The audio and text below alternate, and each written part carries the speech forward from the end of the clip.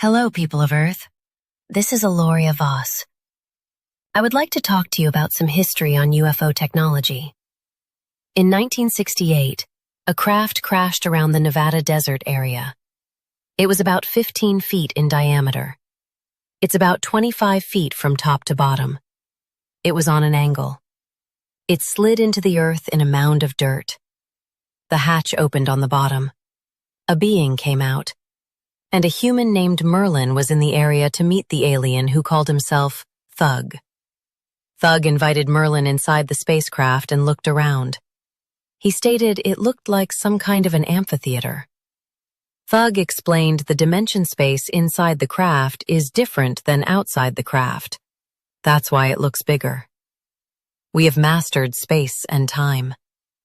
There were chairs. There was a big television screen, as he called it.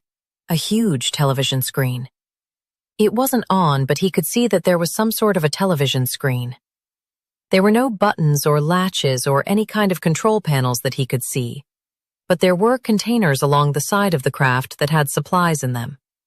It looked like a breathing apparatus and air tanks, and above in the ceiling there was a big bubble, and it was filled with some kind of gas or liquid. It was like a gel, but it was just above where the occupants would be seated. When he went out and asked Thug in the barn area where Thug was staying, he said, "Talk to me about your craft. How does it fly?" He says, "We fly it through our brain." Merlin asked what the gel-like substance was on the ceiling. Thug stated that it was what maintains our environment inside the craft.